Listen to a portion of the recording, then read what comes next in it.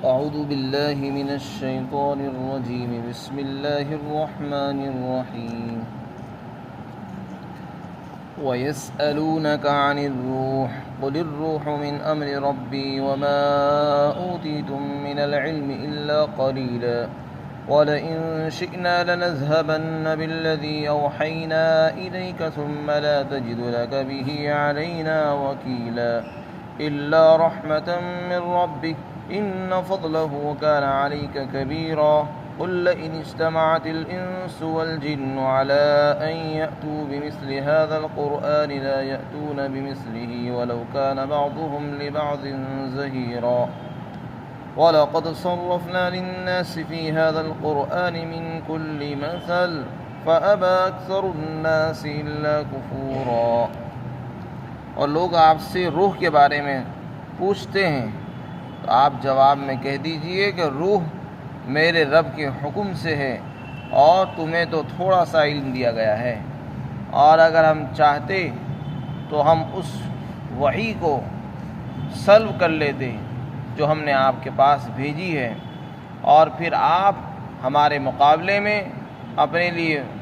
اس کے بارے میں کوئی مددگار نہیں پائیں گے، الا یہ کہ آپ کے پروردگار کی طرف سے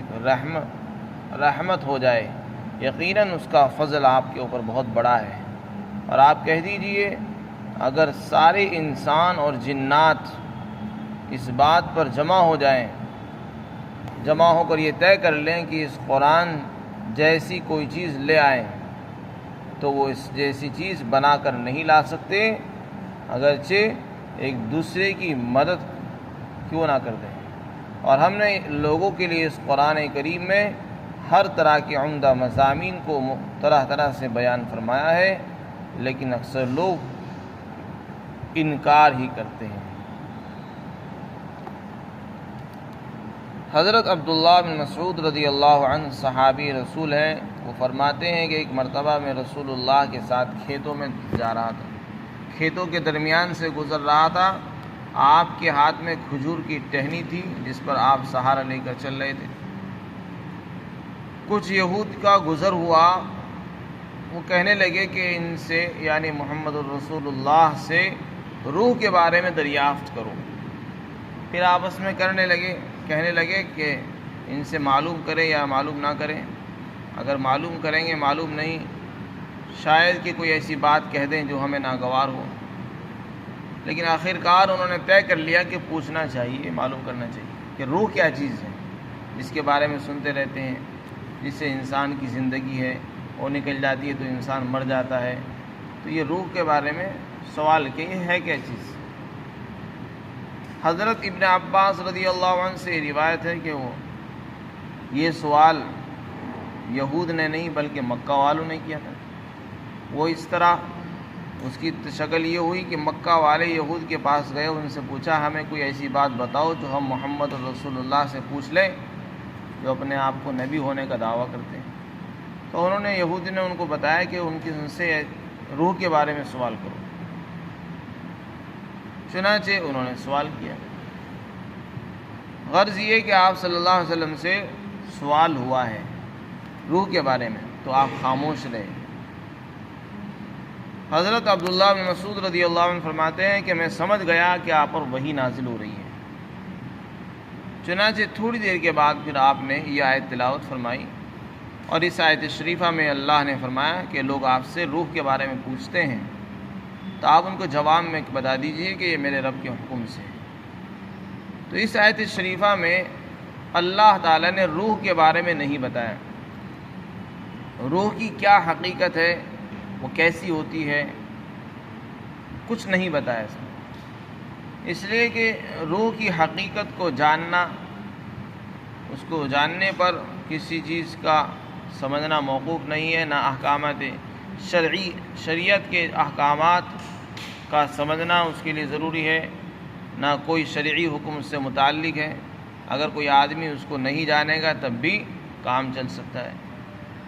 تو انسان کے لیے جتنی بات ضروری تھی وہ بتا دی گئی، جو غیر ضروری تھی وہ نہیں بتائی گئی۔ بہت سی چیزیں ایسی ہوتی ہیں جن کا جاننا انسان کے لیے ضروری نہیں ہوتا، لیکن انسان ان کے پیچھے پڑا رہتا ہے اور اپنا وقت ضائع و برباد کرتا رہتا ہے، حالانکہ جو ضروری چیز ہے اس کے بارے میں نہیں جانتا۔ تو اس سے ہمیں یہ سبق بھی ملتا ہے کہ غیر ضروری چیزوں کے بارے میں معلومات فراہم کرنا اور ان کے بارے میں تحقیقات میں لگنا، اپنے وقت کو ضائع کرنا، یہ بیکار چیزیں ہیں۔ اس سے قرآن اور حدیث کی تعلیمات سے ہمیں یہ معلوم ہوتا ہے کہ غیر ضروری چیزوں میں نہیں پڑھنا چاہیے، جو ضروری چیزیں اسی میں لگنا چاہیے، وہی سوال کرنے چاہیے۔ جو چیزیں پیش نہیں آئیں ان کے بارے میں لوگ پوچھتے رہتے ہیں بلا وجہ۔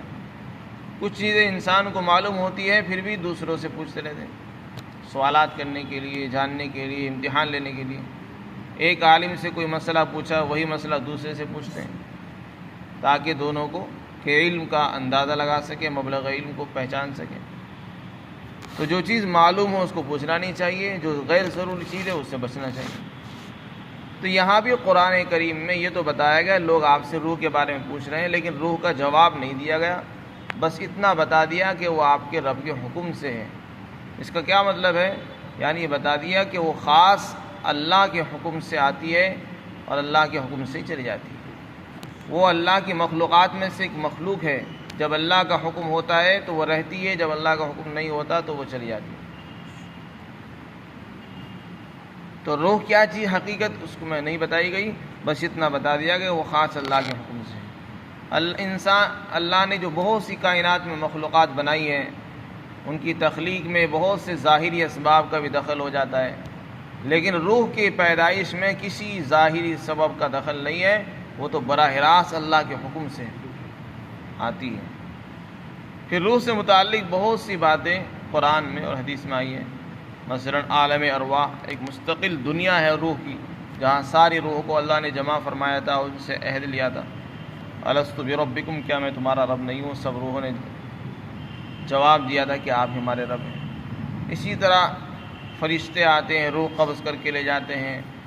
ماں کے پیٹ میں روح ڈالی جاتی ہے 4 مہینے کے بعد، بچے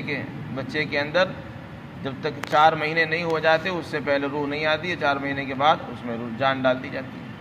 جب انسان کی وفات ہوتی ہے تو روح نکل جاتی ہے۔ تو روح ایک ایسی چیز ہے جو جب تک انسان کے جسم سے جڑی رہے گی انسان زندہ رہتا ہے، حیات اس کو اندر باقی رہتی ہے، اور جیسے اس کو نکال دیا جاتا ہے انسان مر جاتا ہے۔ اسی طرح بہت سی چیزیں روح سے متعلق قرآن میں اور حدیثوں میں آئی ہیں۔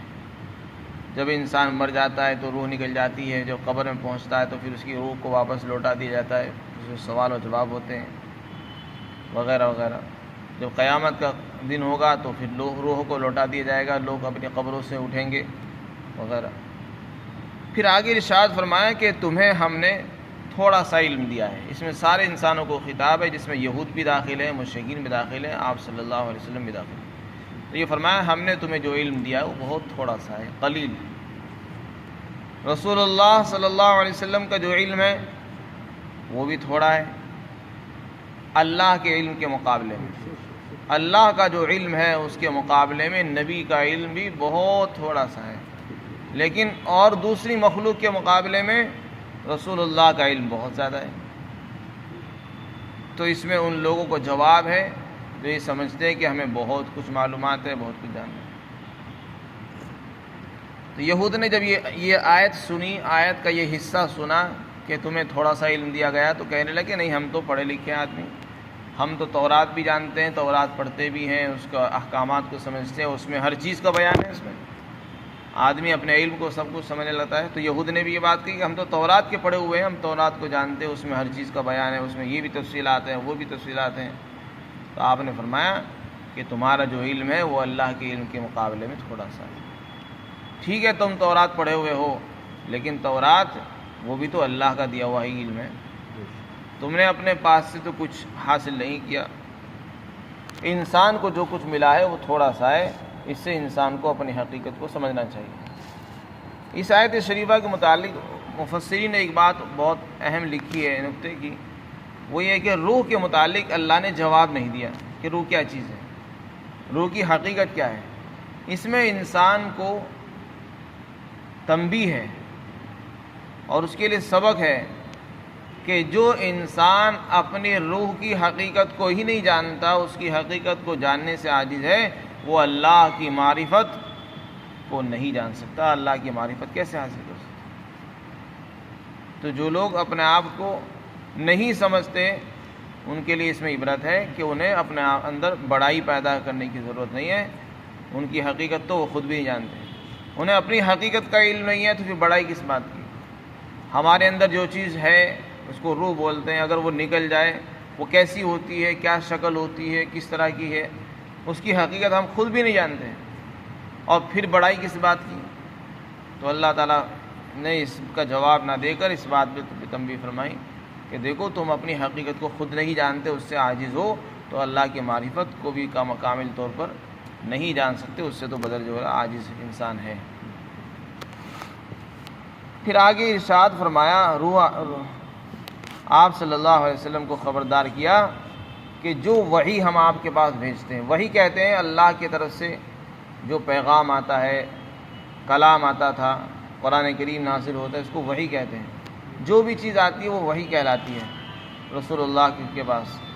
تو اپنے نبیوں کے پاس اللہ تعالیٰ جو بھیجتے ہیں اس کو وحی بولتے ہیں۔ تو اللہ تعالیٰ فرماتے ہم نے جو آپ کے پاس وحی کے ذریعے کلام بھیجا ہے، جیسے ہمیں بھیجنے پر قدرت ہے، ہم آپ کے پر قرآن کی آیتیں نازل کرتے ہیں، احکامات اتارتے ہیں، بہت سی باتیں آپ کو بتاتے ہیں، غیب کی خبریں دیتے ہیں، اسی طرح ہمیں اس کے سلب کرنے پر بھی پوری قدرت ہے، ہم جب چاہیں گے اس کو چھین سکتے ہیں۔ رسول اللہ کو بتایا جا رہا ہے اگر ہم چاہیں تو اس وحی کو نکال سکتے ہیں اور آپ کو بھلا سکتے ہیں، جو قرآن ہم نے آپ کو دیا اس کو آپ کے دل سے مٹا سکتے ہیں، دل اور دماغ سے اس کو محو بھی کر سکتے ہیں۔ لہذا اس میں بالکل فخر کی ضرورت نہیں ہے، نہ تکبر میں مبتلا ہونے کی ضرورت ہے کہ ہمیں تو اللہ نے علم دے دیا ہے۔ تو وہی بھی تو علم ہی ہے۔ جب انسان کو علم مل جائے تو اس پر بڑائی بالکل نہیں ہونی چاہیے، اگر ملا ہے تو وہ بھی اس کا کرم ہے، اگر وہ چاہے گا تو علم چھین بھی سکتا ہے۔ اسی طرح دولت کا معاملہ ہے، ہر نعمت کا معاملہ ہے، تو اللہ نے اپنے انعامات کا اظہار کر کے یہ بتایا جیسے ہمیں نعمت دینے پر قدرت ہے، اسی طرح نعمت کو واپس لینے پر بھی قدرت حاصل ہے، اور اگر ہم اس کو چھین لیں گے تو آپ اپنے لیے کوئی مددگار نہیں پائیں گے جو آپ کو یہ علم دوبارہ سے آپ کو عطا کرتے ہیں۔ اس لیے اللہ کی جو بھی نعمتیں انسان کو ملی ہیں، چاہے وہ علم ہو، صحت ہو، تندرستی ہو، مال ہو، دولت ہو، تقوی ہو، طہارت ہو، نمازوں کا اہتمام ہو، ان سب کو اللہ کا فضل سمجھنا چاہیے اور اس پر شکر کرنا چاہیے۔ انسان کو اس میں بڑائی میں مبتلا نہیں ہونا چاہیے، جب اللہ چاہیں گے تو چھین بھی سکتے ہیں۔ پھر آگے ارشاد فرمایا اگر آپ کا رب کا رحم اور کرم ہوگا تو واپس مل سکتی ہے، نہیں تو نہیں مل سکتی۔ پھر آگے ارشاد فرمایا کہ آپ کے رب کا جو فضل ہے وہ تو بہت بڑا ہے، آپ کے رب کا فضل و احسان آپ پر بہت ہے۔ چنانچہ اللہ نے آپ کو سید الانبیاء، تمام نبیوں کا سردار، تمام نبیوں کا امام بنایا، آپ کو مقام محمود یعنی وہ مقام عطا فرمایا، وہ عہدہ عطا فرمایا جو کسی نبی کو نہیں ملا ہے، یعنی شفاعت کبریٰ۔ قیامت کے دن آپ سفارش کریں گے، آپ کی سفارش پر ہی حساب کتاب شروع ہوگا، اور کسی نبی کے اندر یہ مجال نہیں ہوگی کہ وہ سفارش کر سکے، تو یہ مقام آپ کو ملا ہے۔ آپ کو امام الانبیاء بنایا گیا ہے، آپ کو آخری نبی بنایا گیا ہے، آپ کی امت بہت زیادہ ہوگی، اسی طرح بہت سے فضیلتیں اللہ نے آپ کو عطا فرمائی ہیں، آپ کو اللہ نے قرآن دیا ہے، اللہ نے آپ کو معراج عطا فرمائی وغیرہ، بہت سے انعامات سے آپ کو نوازا ہے۔ پھر آگے قرآن کریم کے بارے میں اللہ نے ارشاد فرمایا کہ یہ قرآن اللہ کا کلام ہے، کسی انسان کا کلام نہیں ہے۔ اس کے بارے میں چیلنج دیا اللہ نے، جو لوگ یہ سمجھتے ہیں کہ قرآن محمد الرسول اللہ نے اپنی طرف سے بنا لیا ہے یا کسی نے ان کو سکھا دیا ہے اور یہ بنا بنا کر پیش کرتے ہیں، ایسے لوگوں کو خبردار کیا ہے کہ اگر ایسی بات ہے تو سارے انسان اور جنات سب مل جائیں اور سب مل کر اکٹھے ہو کر ایک دوسرے کی مدد کر کے، اگر ایک دوسرے کی مدد کر کے بھی اس قرآن جیسی کوئی چیز بنا کر لانا چاہیں گے تو نہیں لا سکیں گے۔ یہ قرآن عام انسان کا کلام نہیں ہے، اور نہ انسان کا کلام ہے، نہ جنات کا کلام ہے، یہ صرف اللہ کا کلام ہے۔ اللہ نے قرآن میں کئی جگہ یہ ارشاد فرمایا وَإِن كُنتُمْ فِي رَيْبٍ مِّمَّا نَزَّلْنَا عَلَىٰ عَبْدِنَا فَأْتُوا بِسُورَةٍ مِّن مِّثْلِهِ اگر تم اس قرآن کے بارے میں شک میں مبتلا ہو تو اس قرآن جیسی ایک صورت ہی لا کر پیش کرو۔ آپ اللہ نے فرمایا کہ تم نہیں لا سکتے ہو، ہرگز نہیں پیش کر سکتے ہو۔ فرمایا اور آپ ان سے کہہ دو اگر سارے انسان اور جنات مل کر اکٹھے ہو جائیں، اس بات پر جمع ہو جائیں کہ وہ اس قرآن جیسی کوئی چیز لے آئیں بنا کر، تو وہ نہیں لا سکتے ہیں، اگرچہ ایک دوسرے کی مدد کیوں نہ کر دیں۔ پھر آگے ارشاد فرمایا کہ ہم نے اس قرآن کریم میں لوگوں کی سہولت کے لیے، ان کو سمجھانے کے لیے، ان کی رہبری اور رہنمائی کے لیے عمدہ قسم کے ہر طرح کے مضامین بیان کیے، طرح طرح سے توحید کا مضمون، رسالت کا مضمون، نبوت مرنے کے بعد کیا ہوگا اس کے حالات بیان کیے ہم نے، اسی طرح جنت اور جہنم کا تذکرہ، وعدے اور وعید، ترغیب اور ترہیب کے باتیں، ڈرانے اور دھمکانے والی باتیں، طرح طرح سے مختلف انداز سے مختلف اسلوبوں میں ہم نے بیان کیے ہیں تاکہ اس طرح سمجھ جائیں، اس طرح نہیں تو اس طریقے سے سمجھ جائیں۔ یعنی انسان کو سمجھانے کے لیے مختلف انداز اختیار کیے اللہ تعالیٰ نے۔